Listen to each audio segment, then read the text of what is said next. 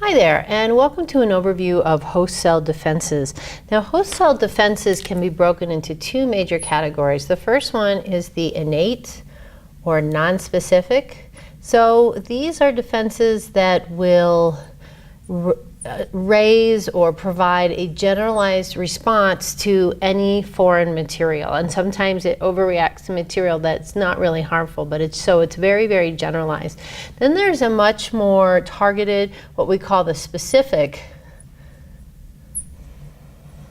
system as well. So I'll be just kind of comparing a few attributes. I'll go into more detail on some aspects in other videos on the non-specific, and then certainly some more details on the specific defense system that's there. So the non-specific has two major parts. It has what's called the first line of defense. And that's just what it sounds like. It's really to prevent microbes from getting into the host and getting established.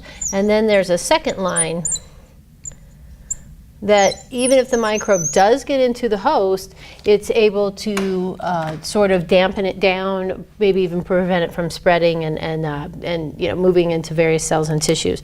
So in the first line of defense, there are two major components. There's a physical and a chemical.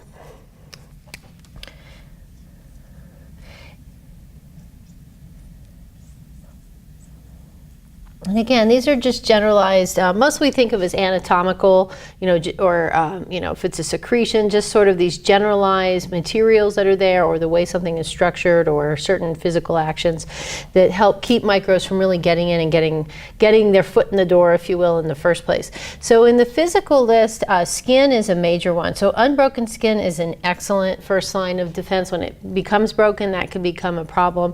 That skin is dry, the pH is a bit lower, and it also has a protein called keratin that's one of its primary components. And keratin is actually fairly difficult for most microbes to catabolize, so it can't really start to use that as a nutrient source.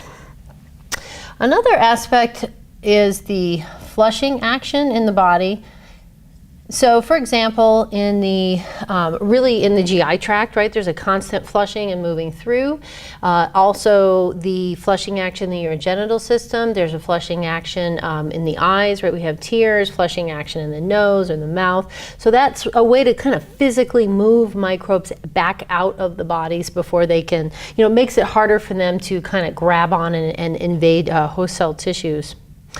Also, you have a ciliary escalator, so as you're breathing in, and we've all had that feeling where you're coughing because there's dust or something like that, that is a way to sort of trap particles and then move them back out again. And again, that's just a generalized response. So you may have been cleaning and get that coughing response. It doesn't mean that you're being invaded by a microbe, but it's your body is responding to something's coming in that's foreign, and you're trying to get it back out again. And so those are some of the major areas there. I may add some as I think of them as I go. Another one would be just that turnover of cells and hair on the skin.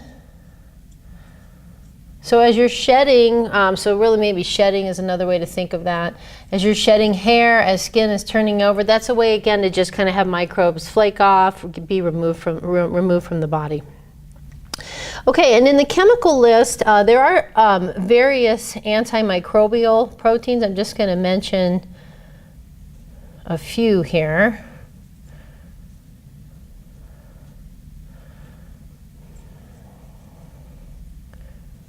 So one of the big ones is lysozyme.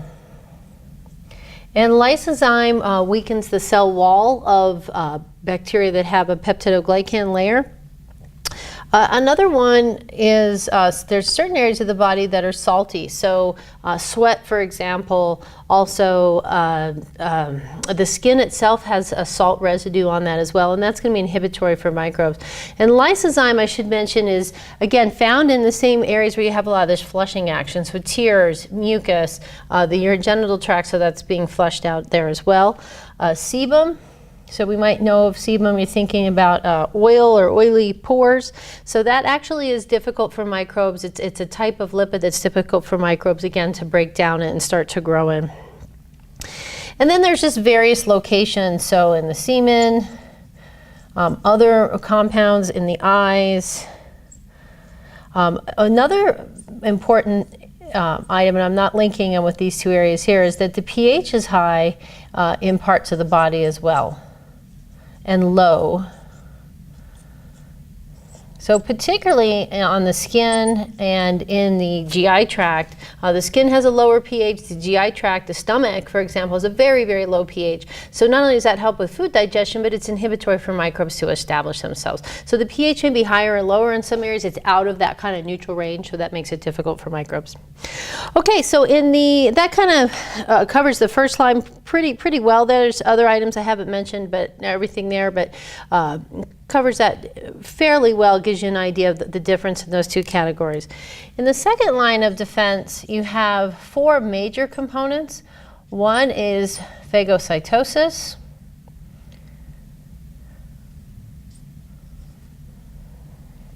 And that's what we call cell eating.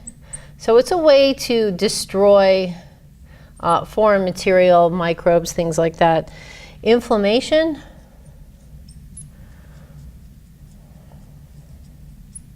And inflammation is really an enhancement response in the body, along with fever as well. They can sort of signal different reactions, and fever, in the case of fever, speed up reactions as well that help stimulate other parts of the immune system. Inflammation can also help draw some of these phagocytic cell types to the area, and does. And as well as some aspects of inflammation can even seal off the area to some degree so that microbes can't spread quite as easily. So fever, of course, we all know is an increase in temperature. But it also helps do a few other things like bind up iron.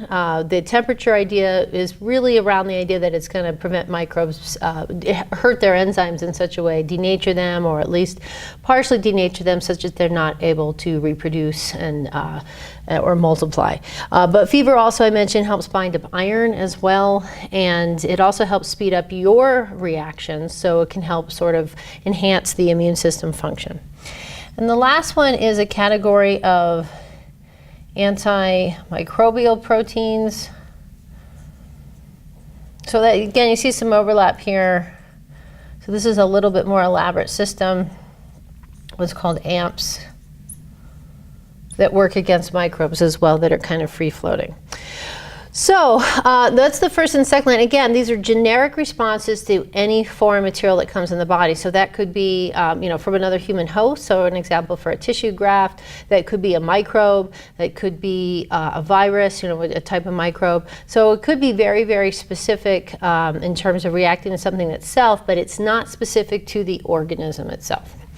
So a very certain reaction, but generic in the sense that it's just kind of reacting. And so we know with things such as allergy, we can get some of these inflammation that may not necessarily be life-saving because it's not necessarily a microbe causing that. But still, some of the aspects of the second line of defense get ramped up.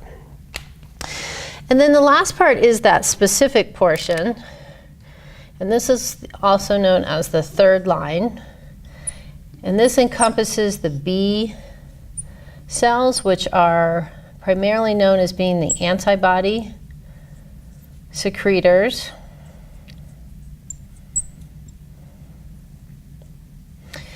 In the body. And then the other part is the T cells. And this is a system that attacks infected, possibly irregular